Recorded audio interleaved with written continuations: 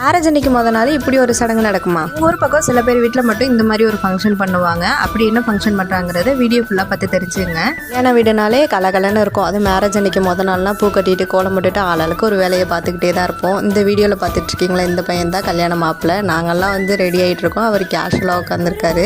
அதுக்கப்புறம் என் பையனை சுற்றி ஒரே கேர்ள்ஸ் ஃப்ரெண்ட்ஸ் வந்து சூழ்ந்துட்டாங்க. அவருக்கு ஒரே சந்தோஷமாயிட்டு. இது கல்யாணத்தன்னைக்கு முத நாள் நைட்டு வீட்டில் உள்ள லேடிஸ் எல்லாருமே வரிசலாக யாருக்காக வெயிட் பண்ணிட்டு இருக்கோம்னா பொண்ணோட வருகைக்காக தான். மாப்பிள்ளையுமே அதுக்கு தான் வெயிட் பண்ணுறாரு. பொண்ணை பார்க்குறதுக்காக அவ்வளோ ஆர்வமாக வெயிட் பண்ணாரு. பொண்ணுமே என்ட்ரி கொடுத்துட்டாங்க.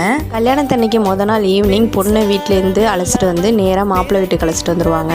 மாப்பிள்ளை வீட்டில் பொண்ணோட முகூர்த்த சரி, மாப்பிள்ளையோட ட்ரெஸ்ஸு, அது மட்டும் இல்லாமல் திருமாங்கல்யம், இது எல்லாத்தையும் வச்சு சக்கரை பொங்கல் வச்சு சாமிக்கு படைச்சி சாமி கும்பிட்டுட்டு தான் பொண்ணை நேராக மண்டபத்துக்கு அழைச்சிட்டு போவாங்க. பொண்ணு மாப்பிள்ளையும் அது போலயே எல்லா சடங்கும் முடிச்சுட்டு நாங்கள் நேராக மண்டபத்துக்கு வந்துட்டோம்.